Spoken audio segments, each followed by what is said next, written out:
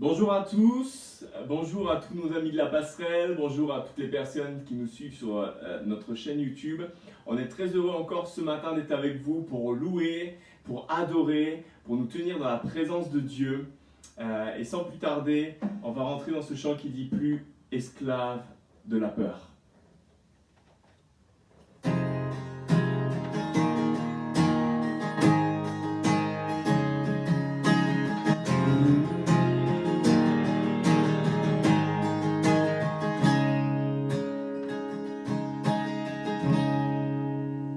Tu m'as ébloui par tes mélodies, tu m'entoures d'un chant d'amour, chant de délivrance devant mes ennemis, toutes mes craintes s'enfuient. Non plus l'esclave de la peur, je suis enfant de Dieu. Non plus l'esclave de la peur, je suis enfant de Dieu.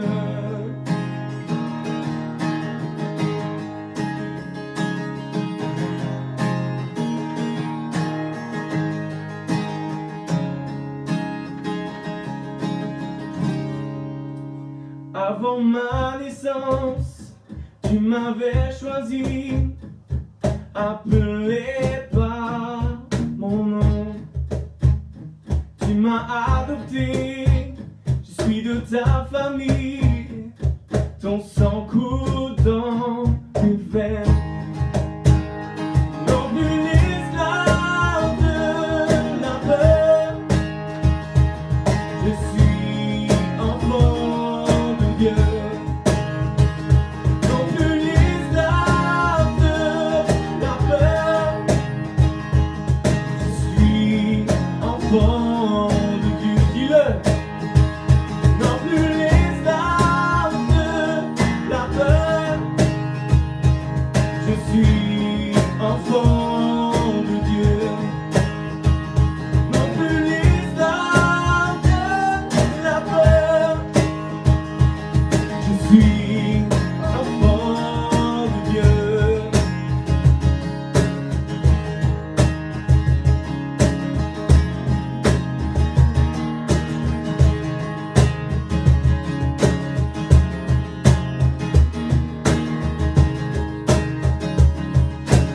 Oh,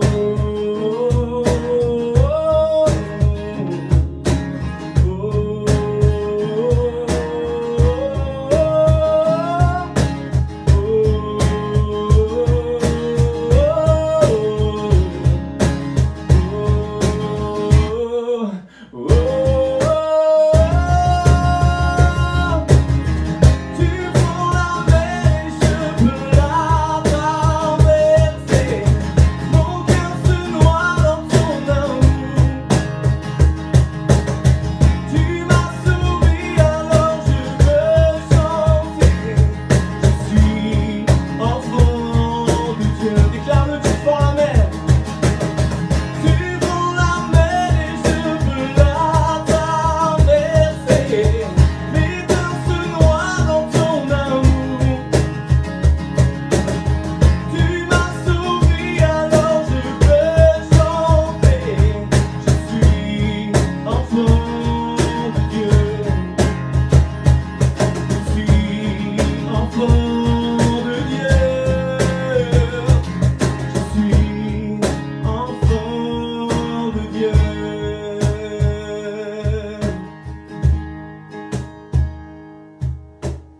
Alléluia. Nous sommes les enfants de Dieu. Et là où tu es, tu peux le déclarer, tu es un enfant de Dieu. Tu n'es plus obligé de vivre dans l'esclavage de la peur, tu es devenu son enfant. Alors je vous invite, on va fermer les yeux et on va accueillir le Saint-Esprit. Partout où nous sommes, partout dans nos appartements, dans nos maisons, on va accueillir la présence du Saint-Esprit qui est omnipotent, omniscient, omniprésent. Et on va entrer dans ce temps de gloire et d'adoration. Saint-Esprit, on t'accueille partout où nous sommes et on te laisse toute la place. Conduis ce temps, viens guérir nos cœurs, viens remplir nos cœurs d'adoration et de louange pour Dieu. Seigneur, nous venons devant toi humblement et nous cherchons ta présence, nous cherchons ta face.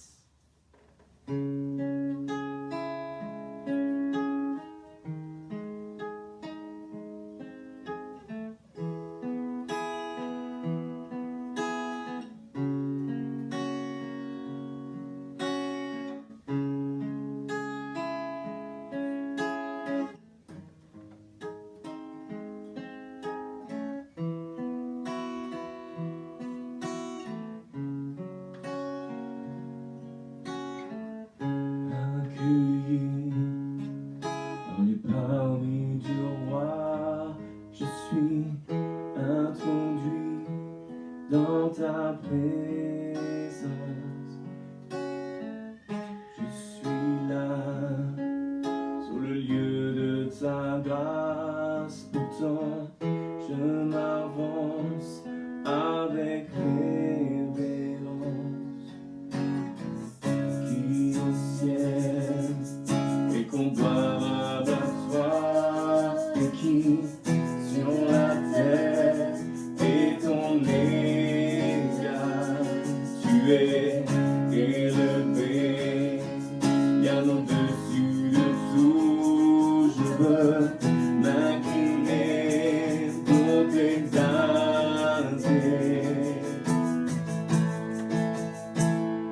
Et je tombe face à terre en présence de ta gloire. Je tombe face à terre en présence de ta gloire. Accueilli dans les parvis du roi, je suis introduit dans ta présence.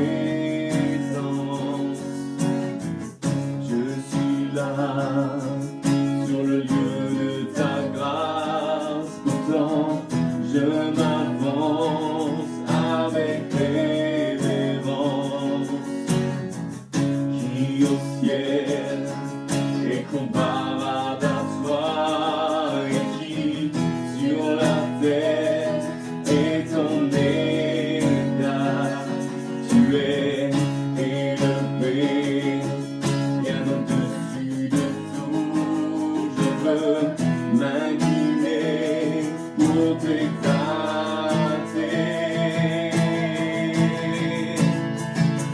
Et je tombe face à terre en présence de ta gloire. Et je tombe face à terre en présence de ta gloire. Et je tombe face à terre en présence de ta gloire. Et je tombe face à terre en présence de ta gloire. D'un rayonné de ta gloire, d'un rayonné de ta gloire, en la place qui te regarde, au roi de gloire. Bien rayonné de ta gloire, bien rayonné de ta gloire, en la place qui te regarde, au roi de gloire. Bien rayonné de ta gloire, bien rayonné de ta gloire, bien rayonné au roi de gloire,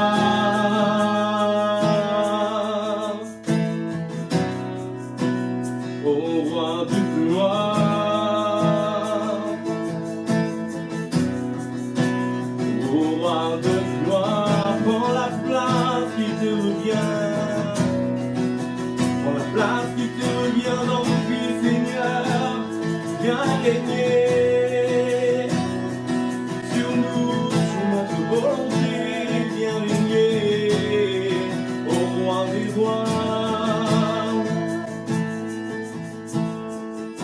Nous nous inclinons devant toi. Nous nous inclinons devant toi. Nous nous prosternons devant ta majesté.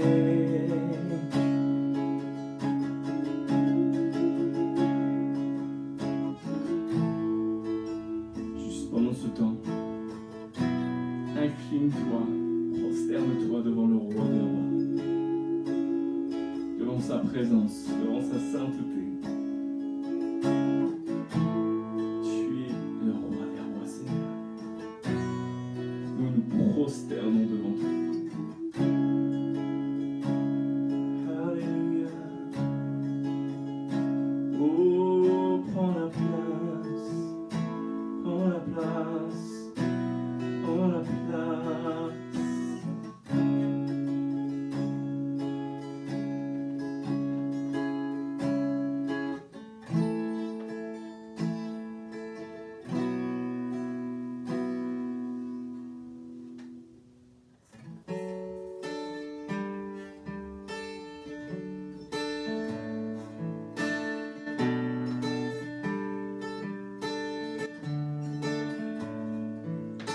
Je viens vers toi dans le secret, en ta présence, je veux rester. Tu seras toujours là.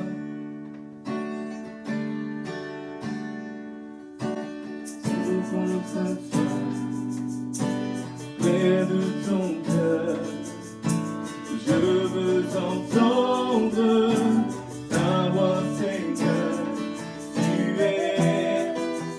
Tu seras toujours là. Ébloui devant toi, éternel.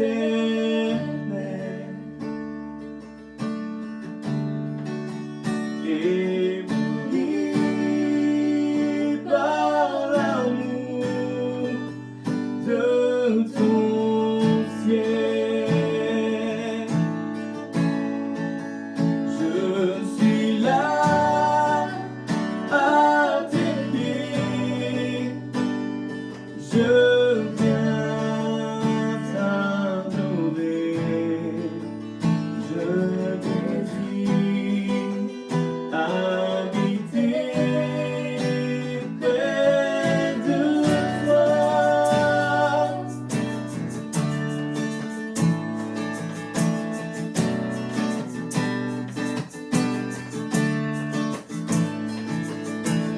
Je vois ton bras, je sens ta main.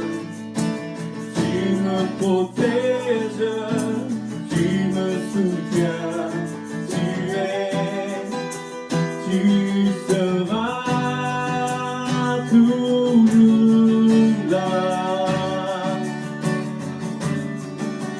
Ébloui devant toi, éternel.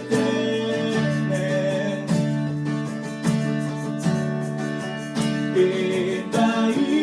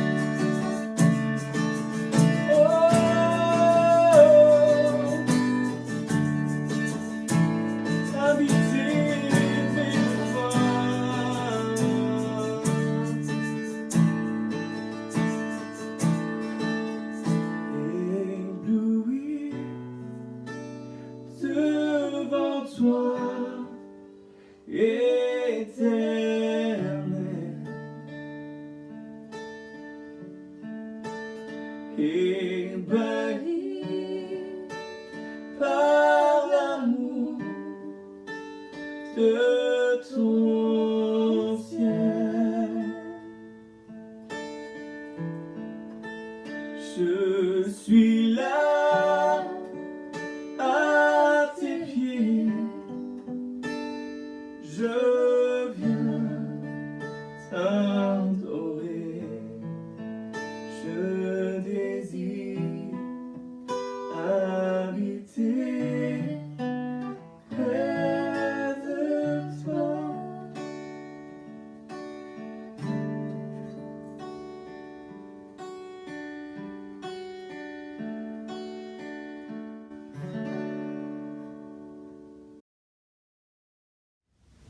Je me suis retrouvé il y a quelques jours de ça, quelques semaines de ça, au tribunal de police en tant que victime. Et je ne sais pas si vous avez déjà assisté à un tribunal comme ça, un tribunal de police.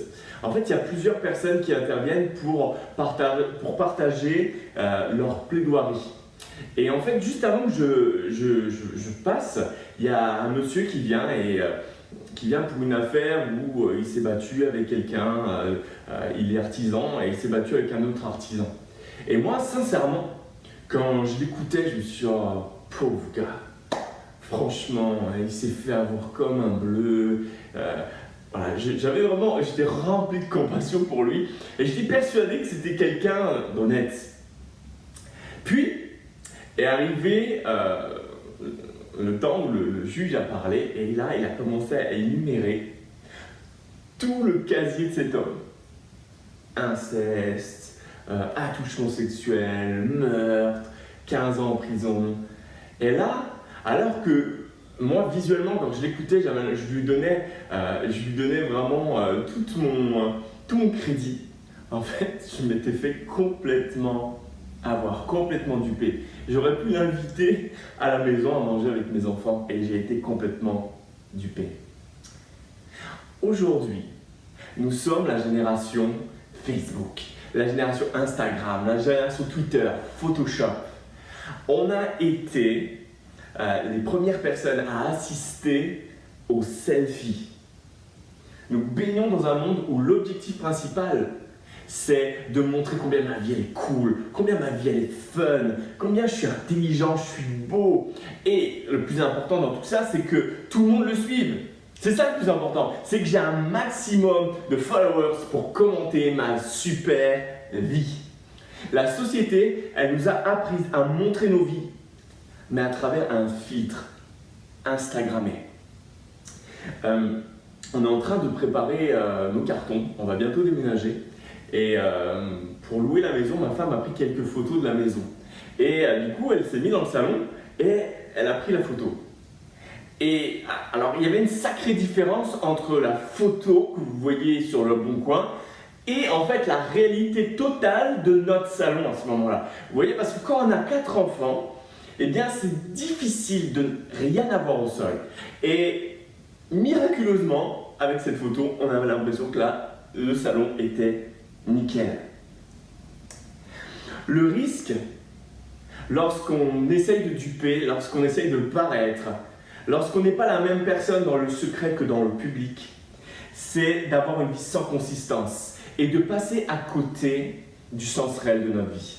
C'est paraître heureux, mais en fait, au fond de nous, être littéralement détruit. C'est paraître spirituel tout en enterrant ses péchés. C'est se positionner en donneur de leçons tout en bataillant jour après ses propres addictions. Et la question que je voudrais te poser ce matin, et durant toute la série de messages qui va venir devant nous, c'est qui es-tu vraiment lorsque personne ne te voit? Qui es-tu vraiment lorsque personne ne te voit? Qui es-tu? Lorsqu'on fait tomber les masques, qu'on enlève les filtres, qu'on fait tomber l'armure, qu'on laisse paraître, montrer quelques failles, il reste qui? Il reste quoi? Il existe un mot pour définir ce qu'est vivre en étant égal à soi-même. Et ce mot, c'est un mot qui est plus très à la mode, mais qui est profondément enraciné dans la parole de Dieu. Ce mot, c'est intégrité. Et je vais vous lire juste une petite définition. Être intègre, c'est être fidèle à ce que l'on est réellement, sans jamais aller à l'encontre de ses principes. Présenter la définition de l'intégrité et en discuter. Avoir de l'intégrité, c'est faire preuve d'honnêteté et d'éthique et d'être sincère, authentique dans ses valeurs et dans ses principes. Je crois qu'il existe une grande bénédiction pour toutes les personnes qui ont fait le choix délibéré de vivre cette vie d'intégrité. Et on va voir ensemble 3 principes qui vont nous aider à faire le choix de l'intégrité dans nos vies. Le premier principe, c'est nous vivons devant Dieu. Avant de vivre pour toi, avant de vivre devant les hommes, avant de vivre pour ton patron, avant de vivre pour ta famille, tu vis devant Dieu. C'est devant lui que tu vis. Je me souviens au début, quand j'ai commencé à rencontrer Jésus, j'avais l'impression un peu d'être schizophrène. Je ne sais pas si vous avez déjà vécu ça. J'allais à l'église le dimanche et là, waouh, j'étais spirituel, je levais les mains, je priais. Et puis quand arrivait le moment où je retournais au collège, quand je retournais au lycée, il y avait comme un autre Samuel. Et l'ancien Samuel était toujours plus fort que le nouveau, vous voyez. Et ce qui se passait, c'est que j'avais l'impression d'être bipolaire. Et je n'étais pas intègre. Et qu'est-ce que ça provoquait en moi? Ça provoquait de la tristesse, du découragement. Parce que je n'arrivais pas à être la même personne dans l'église qu'au collège. Nous devons apprendre à vivre cette intégrité et prendre conscience de cette réalité fondamentale. Tu vis devant Dieu. Tu vis devant Dieu. Et ça, même face aux pressions de la société. Alors, on faisait nos courses il y a quelques semaines de ça au Leclerc, pour ne pas faire de pub. Et alors qu'on fait nos courses, on passe à la caisse et puis on part. Et on commence à décharger les courses dans la voiture.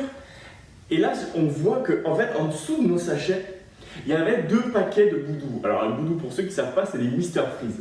Donc, il y avait 2 paquets de Mr Freeze qui étaient bien cachés sous le sachet. Et là, ma femme m'a dit, mais elle l'a pas vu ça, elle l'a pas pointé. Alors, on regarde le ticket, on était déjà sur le parking, on regarde le ticket, et fait, ah mince, non, elle l'a pas. Alors là, il y a 2 possibilités. Ouais, on a remporté 2 Boudou gratos, 2 paquets de Mr Freeze. Ou alors, on se dit, on vit devant Dieu. On vit devant Dieu. Ouais, mais bon, retournez pour 2 Mr Freeze, s'il te plaît. Retournez dans le parking, les enfants sont dans la voiture. Qu'est-ce que j'ai fait? J'ai pris 2 paquets de Mr Freeze. J'ai couru, je suis allé à la caisse. Et puis, en même temps, je me dis, ça ne doit pas être commun ça. Donc, je vais essayer de trouver un truc pour pouvoir laisser un message à cette caissière. Donc, je lui dis, écoutez, excusez-moi, vous avez oublié, vous n'avez pas vu qu'il y avait 2 paquets de Mr Freeze, si vous pouvez juste les repointer. Donc elle a repointé, et elle m'a dit merci 30 millions de fois. Et puis la seule chose qui m'est venue, c'est un peu en souriant, je lui ai dit, il ne faut pas faire n'importe quoi, Dieu nous voit. Parce que Dieu nous voit, on vit devant Dieu. On vit devant lui, on vit pour l'honorer, on vit pour son plaisir. On l'aime. Alors on veut que notre vie puisse lui être agréable. Même si peut-être cette caissière s'en serait jamais aperçue. Peut-être que le monde entier n'en a rien à faire que Samuel Jacot soit parti du Leclerc avec 2 paquets de Mr Freeze gratos. Même Monsieur Leclerc n'en a peut-être pas voulu. Mais je ne vis pas pour Monsieur Leclerc, je ne vis pas devant les gens, je vis devant lui. La deuxième chose, on doit continuer à vivre dans cette intégrité même face à la pression de notre entourage. J'aimerais juste vous laisser 2 citations que j'aime beaucoup. La première, c'est « Nos relations déterminent notre destination ». Et la deuxième, c'est « Si tu veux voler comme les aigles, tu ne dois pas rester avec les poules ». Écoutez-moi, lorsque tu acceptes Jésus, soudain, il y a d'innombrables personnes qui vont venir à toi, bien intentionnées ou non, pour te rappeler ou te faire changer de route ou te faire changer tout court. Ils vont essayer d'apporter de la relativité à tes principes et à tes valeurs. Combien de fois dans ma propre vie, surtout dans le monde professionnel, j'ai dû dire non à des collègues qui me proposaient de filouter sur des notes de frais au restaurant, sur des notes de frais concernant l'essence. On est en train de construire une maison, combien j'ai d'artisans qui m'ont dit si vous voulez pas payer la TVA, on peut passer. Combien de fois? Pourquoi je ne le fais pas? Les gens, ils ne doivent pas comprendre pourquoi je ne le fais pas. C'est normal dans notre société, non? Mes amis, notre normalité, elle se trouve dans la parole de Dieu. Nos standards se trouvent dans la Bible. C'est pas la société qui doit dicter mes standards. C'est pas la société qui doit dicter ma normalité. Ce qui dicte ma normalité, c'est la parole de Dieu. Et parfois même, ce qui est dramatique, on peut passer à côté de notre destinée pour obtenir un plaisir immédiat. Et c'est ce qui s'est passé avec Ésaü. Juste vous raconter un petit peu le contexte. C'est deux frères. D'un côté, on a Ésaü. Ésaü, c'est un peu le rustre, bien poilu, chasseur, voilà. Et d'un autre côté, quelqu'un d'un peu plus raffiné, qui aime faire la cuisine, qui aime passer du temps dans les tentes, à discuter avec sa maman. Il s'appelle Jacob. Et ces deux frères, ils sont complètement opposés. Et un jour, Jacob préparait à manger. Et Ésaü, lui, était parti en chasse. Donc j'imagine qu'il est parti plusieurs jours en chasse. Et il revient et il a faim. Mais c'est un chasseur, c'est un rustre, c'est une masse, il a besoin de manger. Donc il dit à Jacob, donne-moi de ce plat, donne-moi de ce plat. Et Jacob, il est malin. Il va lui dire, écoute, je te donne mon plat de lentilles, je te donne le plat de lentilles, mais tu me donnes ton droit d'aînesse. Tu me vends ton droit d'aînesse. Et Ésaü va dire, à quoi me sert mon droit d'aînesse si je meurs de faim? Jacob il dit, ok, promets-moi de me donner ton droit d'aînesse. Et Ésaü va lui donner, il va lui laisser, juste pour un plat de lentilles. Genèse, chapitre 25, verset 34. Là-dessus, Jacob lui servit du pain et de la soupe de lentilles. Ésaü mangea et but, puis se leva et s'en alla. C'est ainsi qu'Ésaü méprisa son droit d'aînesse. Ésaü va marchander son héritage pour un plat de lentilles. Il va crucifier sa destinée pour un bienfait immédiat. Et peut-être que c'est ce que tu as fait. Tu as voulu aller trop vite. Tu as voulu forcer les portes.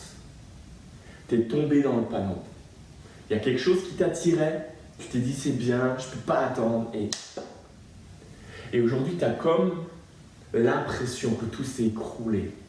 Les personnes t'ont lâché. La faveur de Dieu c'est comme évaporé. Et tu as l'impression d'être au fond d'une vallée dans les ténèbres. Parce que tu as préféré prendre le plaisir immédiat au lieu de persévérer au sein de l'épreuve dans ta destinée. Et j'aimerais te dire, j'ai un message pour toi, ce n'est pas fini. Il y a encore un temps de grâce pour toi. Et Dieu n'a pas mis un point final sur ta vie. Alors que tu as peut-être marchandé ton droit d'aînesse, Jésus est venu sur la croix mourir pour te redonner l'accès à ton héritage. Autre chose qui nous aide à vivre devant Dieu, et ce que nous devons faire et prendre conscience, c'est que nous devons vivre devant Dieu en étant nous-mêmes. Psaume 139, verset 16. C'est David qui parle. Il dit « Je n'étais encore qu'une masse informe, mais tu me voyais. Et dans ton registre se trouvait déjà inscrit tous les jours que tu m'avais destinés, alors qu'aucun d'eux n'existait encore. » Dieu a été littéralement intentionnel lorsqu'il t'a créé. T'es pas arrivé par hasard. Peut-être tes parents t'ont pas voulu. Vous savez, il existe des unions illégitimes, mais il n'y a pas de conception illégitime, il n'y a pas d'enfant illégitime. Toutes les personnes qui sont arrivées sur cette terre ont été désirées et voulues par Dieu. Et Dieu est intentionnel. Dieu t'a désiré exactement comme tu es, dans ton physique, dans ta personnalité, dans ton caractère, dans tes forces, dans tes faiblesses. Tu es exactement la personne que Dieu voulait que tu sois. Et il est tellement facile d'oublier qui nous sommes, de jouer à quelqu'un d'autre, de prendre la destinée de quelqu'un d'autre, de se comparer à quelqu'un d'autre, d'aspirer à avoir les mêmes dons, le même ministère, la même personnalité que quelqu'un d'autre. Mais en faisant ça, tu passes à côté du projet de Dieu pour ta vie. Tu passes à côté de ta destinée parce que Dieu t'a créé comme tu es pour t'utiliser avec ce qu'il a fait de toi. Parfois, c'est la pression des autres qui nous influence au point de venir altérer notre identité et de passer à côté de l'intention de Dieu. Même parfois, et ça je demande pardon à Dieu, parfois dans nos églises, on est devenu comme vous savez, on est devenu comme des institutions qui formatent les gens. On a bien souvent critiqué les anciens missionnaires qui, en colonisant, en apportant l'évangile, ils apportaient leur culture. Mais croyez-moi, souvent dans nos églises, on apporte aussi notre culture. Et malheureusement, en fait, on amène des gens à vivre dans des boîtes, ce qui les empêche d'être les gens uniques que Dieu a créés. Et je demande pardon à Dieu pour ça. Parce que Dieu veut que tu sois unique. Dieu ne veut pas que tu rentres dans un moule. Dieu veut qu'avec ton identité, tes qualités uniques, ta personnalité, ton caractère puissent te faire œuvrer et interagir au sein du corps de Christ. Lorsque je travaillais dans mon séculier, j'avais un directeur régional qui, excusez-moi du terme, mais c'est vraiment ça, c'était une grande gueule. Il était toujours... Il prenait de la place, c'était un gros rugbyman, il avait 1m90, comme ça, et puis il parlait tout le temps. Et en fait, à son contact, c'est comme si je m'éteignais. J'arrivais pas à sortir la tête de l'eau, j'arrivais pas à m'exprimer, j'arrivais pas à être moi-même. Et un jour, je me souviens, j'étais en train de faire un plein d'essence, Dieu me parle. Et il me dit, mon enfant, il est temps d'être toi-même. Il est temps d'arrêter de t'éteindre parce que moi, ce que je veux, c'est que tu brilles. Et pendant que lui, il jacasse, il parle fort, toi, tu ne peux pas apporter ce que je veux que tu apportes. Donc Dieu me parle et me dit, tu es en train de passer à côté de ce que je veux faire de toi. Tu es unique. Tu es unique. Et parfois, alors qu'on est appelé à briller, on a comme le goût de s'adapter. C'est plus facile. Au lieu de confronter, au lieu d'influencer, on préfère s'adapter. Mais attention, parce que lorsque on est dans l'adaptation, il ne faut pas que cette adaptation se transforme en compromission, en compromis. J'aimerais te dire, Jésus est mort sur la croix pour que tu sois libre. Et pas simplement que tu sois libre de tes dettes, pas simplement que tu sois libre de ton péché. Jésus est mort sur la croix pour que tu sois libre d'être toi-même. Jésus est mort pour t'enlever les chaînes du péché qui dénaturait ton identité. Mais aujourd'hui, tu as la capacité d'être celui que Dieu veut que tu sois. Dans ta personnalité, dans ton identité, dans ton caractère. Jésus voulait que tu sois celui que tu es. Alors, refuse la pression de l'entourage. Refuse d'être celui que les autres veulent que tu sois. Marche dans l'intégrité de ce que Dieu a fait de toi. Et sois libre. Sois libre. Sois libre d'être celui que Dieu t'appelle à être. Fais éclater le moule pour vivre comme Dieu veut que tu vives. Tu es unique.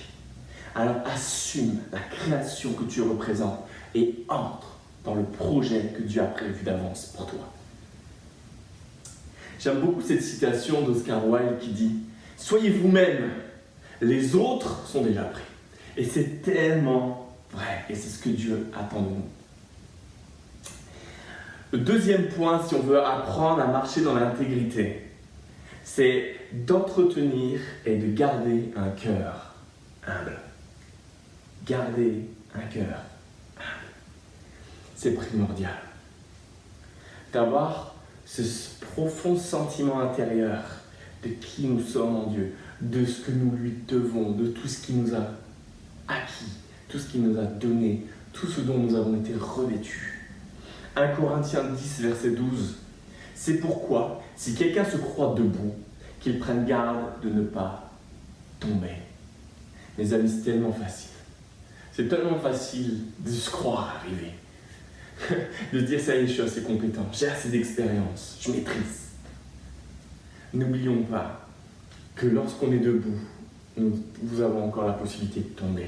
Nous devons marcher dans cet état de cœur où nous ne marchons pas dans l'humilité. L'humilité précède la gloire. Alors, comment entretenir et garder un cœur humble? Première chose, laissez Dieu sonder notre cœur. Psaume 139, verset 23. C'est David qui parle encore une fois, qui dit « Sonde-moi, ô Dieu, pénètre mon cœur, examine-moi, pénètre les pensées qui me bouleversent. » Waouh!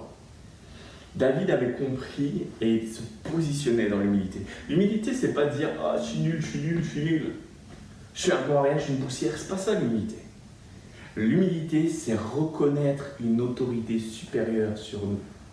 Dieu est au-dessus et j'ai tellement besoin de lui pour marcher dans l'intégrité. Ici, David avait compris. Il avait compris que son cœur était tortueux. Il avait compris qu'il avait besoin de plus que d'un discernement humain. Il avait besoin d'une révélation divine de qui il est. Sonde-moi, ô Dieu. Pénètre mon cœur, c'est fort. Seigneur, viens à l'intérieur de moi. C'est pas juste une relation de façade. C'est pas comment ça va, ça va. Tu sais, on a tous ce moment où quand quelqu'un nous demande ça va, on lui répond ça va de façon automatique. Mais avec Dieu, c'est comment ça va mon fils? Comment ça va ma fille? C'est pas de lui dire oui, ça va, tout va bien, gloire à Dieu. Non. C'est Seigneur, là, ça me fait mal. Pourquoi? Montre-moi, sonde-moi, pénètre mes pensées, examine-moi. Est-ce que mon cœur est en bonne santé? Est-ce que mes émotions sont en bonne santé? Est-ce que mes pensées sont sous ton contrôle? Examine-moi, pénètre mes pensées. Ça, c'est de l'humilité. Ça, c'est une clé, mes amis, pour marcher dans l'intégrité. C'est avoir ce check tous les jours avec Dieu. C'est-à-dire, je suis devant toi, sonde-moi, examine-moi, pénètre mes pensées. Est-ce que je suis sur le droit chemin? Est-ce que mon cœur est tortueux? Est-ce que mon cœur est droit devant toi? Est-ce que je suis intègre? Faire le choix de laisser Dieu régner sur le trône de notre cœur est déterminant si nous voulons vivre une vie d'intégrité. Et développer cet exercice au quotidien va attacher nos cœurs à sa présence et nous permettre de débusquer et d'annuler tous les mensonges. Vous connaissez le père du mensonge, c'est le diable. Alors que vous vous mettez sous la souveraineté, sous la royauté, sous l'autorité de Christ, alors vous êtes gardé d'entretenir toute zone de mensonge dans votre vie. Seigneur, sonde-moi, examine-moi, pénètre mes pensées. Regarde si je suis sur une mauvaise voie. Première chose, avoir ce cœur à cœur avec Dieu qui nous sonde et qui nous révèle. Deuxième chose, c'est être redevable. Être redevable. Ce n'est pas quelque chose qui est très à la mode, et surtout les Français n'aiment pas beaucoup ça. Être redevable à quelqu'un de confiance qui nous aide à ne pas nous croire intouchables. Est-ce que tu as quelqu'un auprès de toi à qui tu peux te confier? Est-ce que tu as quelqu'un de confiance à qui tu peux confesser tes péchés, à qui tu peux avouer tes faiblesses, dans un cadre sécurisé de confiance et d'amour? Est-ce que tu as ça? Si ce n'est pas le cas, je vais t'inviter, t'encourager. Si tu veux vivre une vie d'intégrité, si tu veux être le même dans toutes les sphères de ta vie, alors je vais t'encourager. Trouve quelqu'un à qui tu vas pouvoir partager tes fautes, partager tes péchés, partager tes batailles.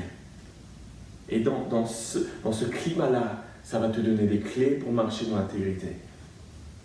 Je crois qu'une des choses qui a amené David à commettre l'adultère, à aller chercher Bathsheba là, qui se promenait nue sur la piscine et à faire tuer son mari Uri.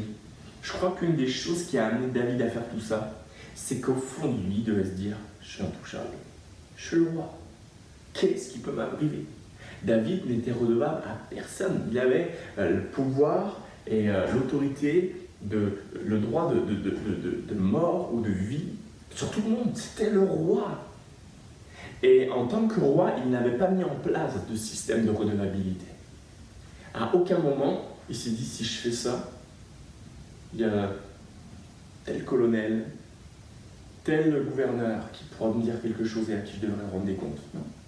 Il n'avait pas suscité et initié le système de redevabilité.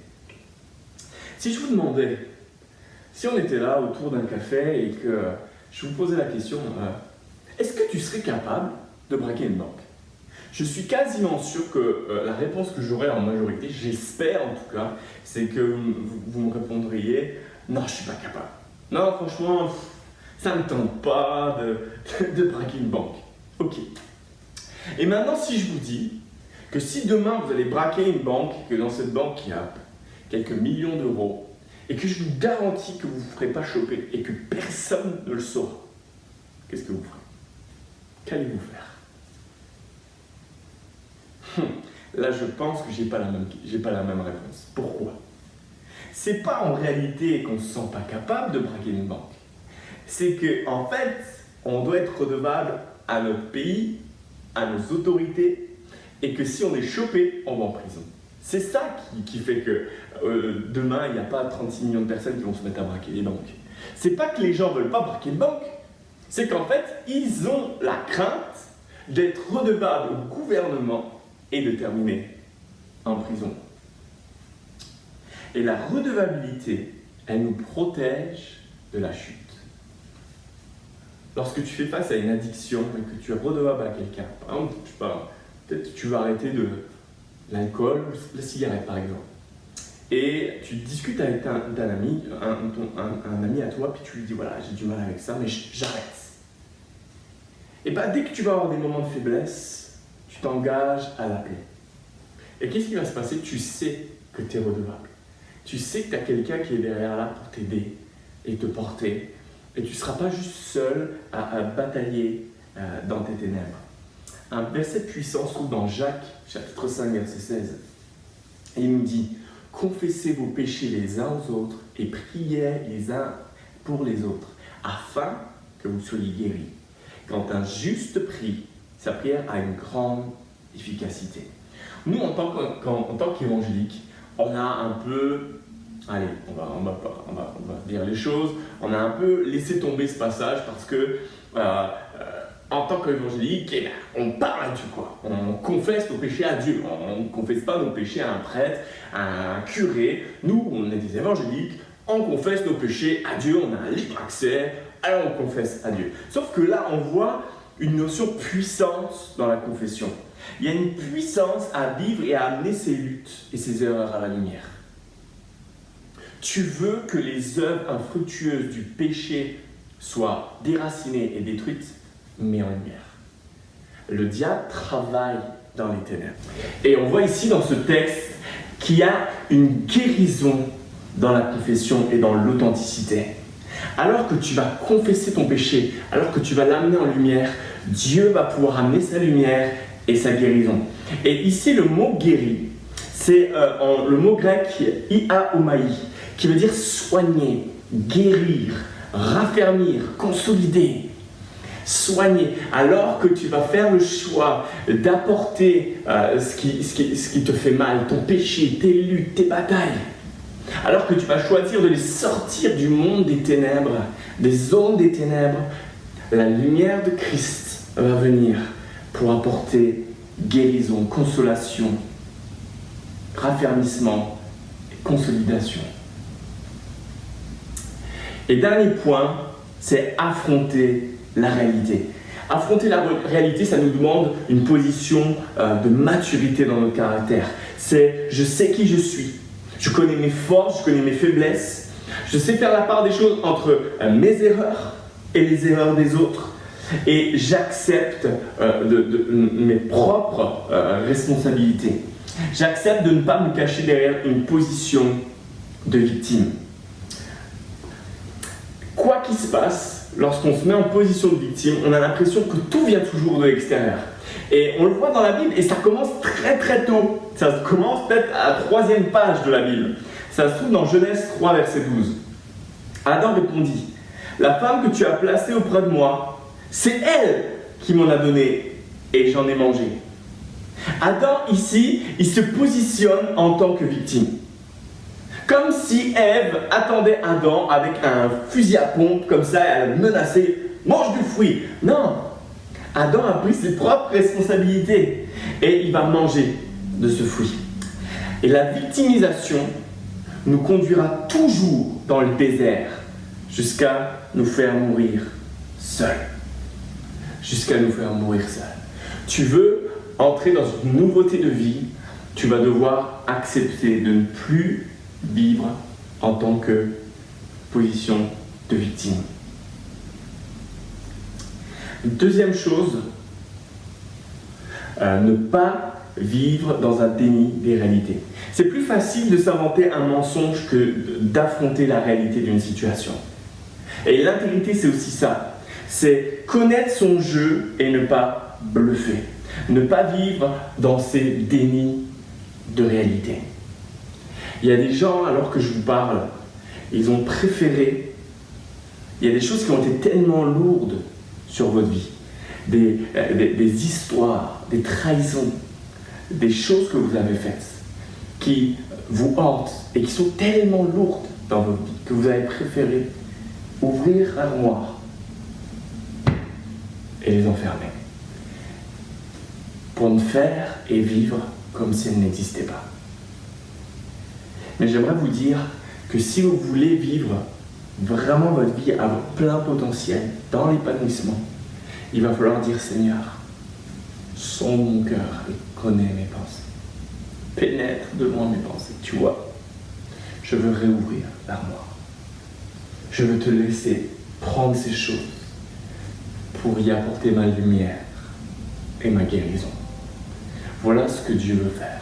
Mais pour cela, il va falloir aller au-delà des dénis de réalité. Il va falloir déterrer peut-être des choses, peut-être déterrer des cadavres, et puis dire Seigneur, voilà, aide-moi à guérir. Et alors que vous allez confesser vos péchés, que vous allez les mettre en lumière, Dieu va faire venir sa guérison. Troisième chose, dernière chose, prendre ses responsabilités. Nous ne sommes pas responsables de nos émotions, de nos pensées et de nos actions. Nous sommes responsables de cela. Mais nous ne sommes pas responsables des émotions, des actions des autres ou de leurs pensées. Tu as peut-être été abusé. Tu as peut-être été détruit, trahi. J'aimerais te dire, tu n'es pas responsable. Tu n'es pas responsable de ça. Toi, tu es responsable de comment tu vas traiter tes émotions après cette blessure, comment tu vas agir sur tes pensées et ce que tu vas faire de ta vie avec ça. Mais en aucun cas tu es responsable de ce que tu as pu vivre en tant que victime. Prendre la responsabilité de nos propres erreurs est le meilleur chemin vers l'épanouissement et la croissance. Prendre la responsabilité pleine de nos émotions, de nos actions et de nos pensées va nous amener sur un chemin de croissance et d'épanouissement. Pour conclure, j'aimerais juste vous encourager. Pourquoi ça vaut la peine? Pourquoi ça vaut la peine de vivre une vie d'intégrité? D'être la même personne quand on me voit ou quand on ne me voit pas. La première des choses, c'est ce que j'ai dit au début, on vit pour lui. On vit devant lui.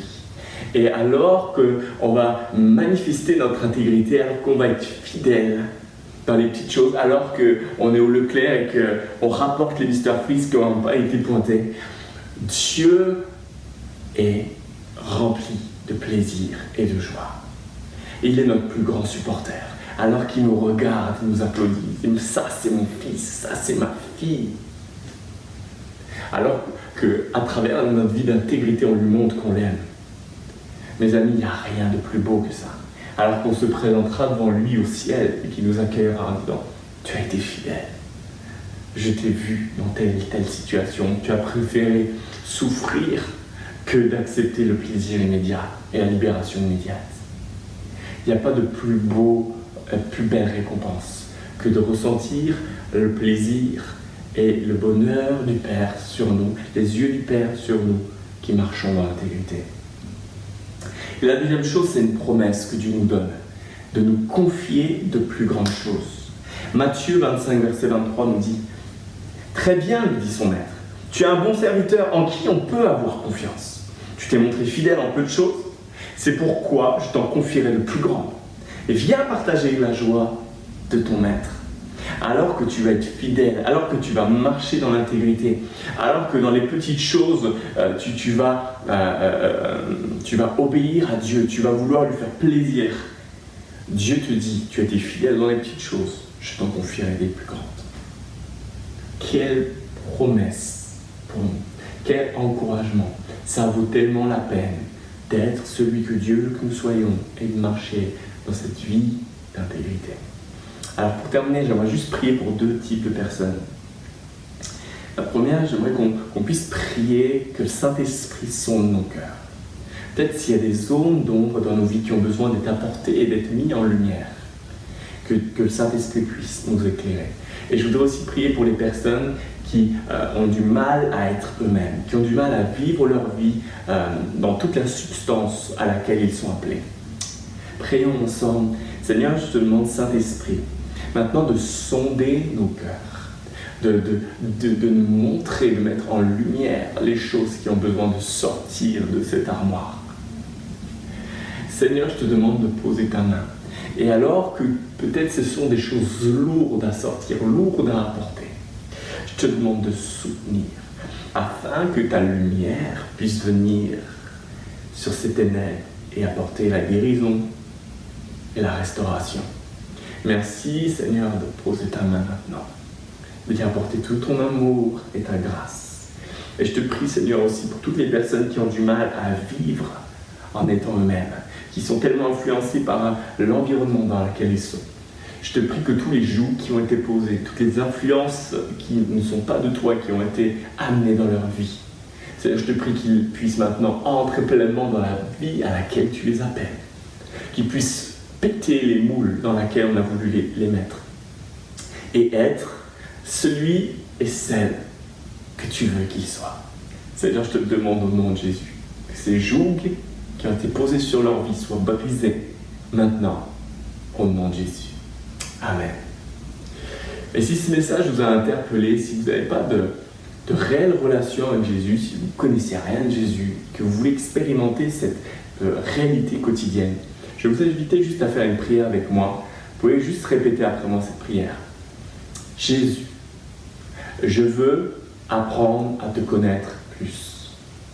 Je veux que tu rentres dans ma vie. Je veux t'apporter toutes mes zones d'ombre et de ténèbres, afin que tu puisses y faire entrer ta lumière. Amen. Soyez bénis. On va terminer ce temps de culte par ce chant qui nous dit « Je sais qui je suis ». Et j'aimerais qu'on puisse le chanter aussi comme une déclaration. Il est celui qui nous libère. Il nous libère des regards des autres. Il nous libère du regard aussi qu'on peut poser sur nous-mêmes. Il nous a libérés. Il a payé notre dette pour que nous puissions marcher en toute liberté et non plus sous le joug de l'esclavage. Alors on va le chanter comme une déclaration.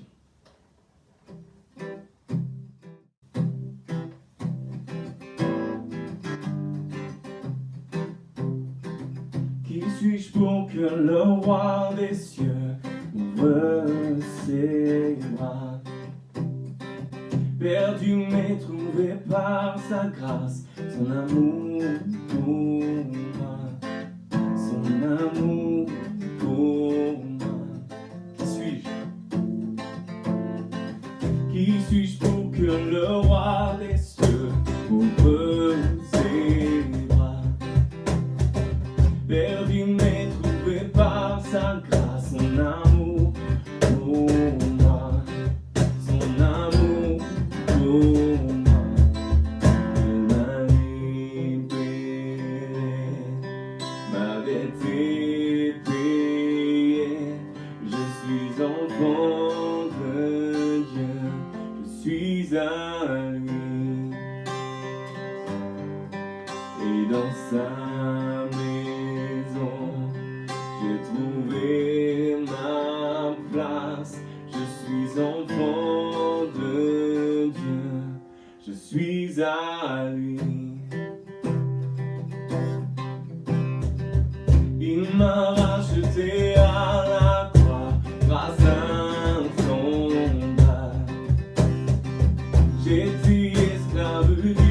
péché, mais il m'a sauvé. Jésus m'a sauvé, il m'a libéré, ma dette est payée. Je suis enfant de Dieu, je suis à lui. Et dans sa maison, j'ai trouvé ma place. Je suis enfant de Dieu, je suis à lui. Je suis choisi et affranchi. En toi je sais qui je suis. Tu es pour moi, pas contre moi. En toi je sais qui je suis. Je suis choisi et affranchi. En toi je sais qui je suis. Il est pour moi, pas contre moi. En toi je sais qui je suis. Il m'a libéré, ma dette est payée. Je suis enfant de Dieu, je suis à lui. Et dans sa maison, j'ai trouvé ma place. Je suis enfant de Dieu, je suis à lui.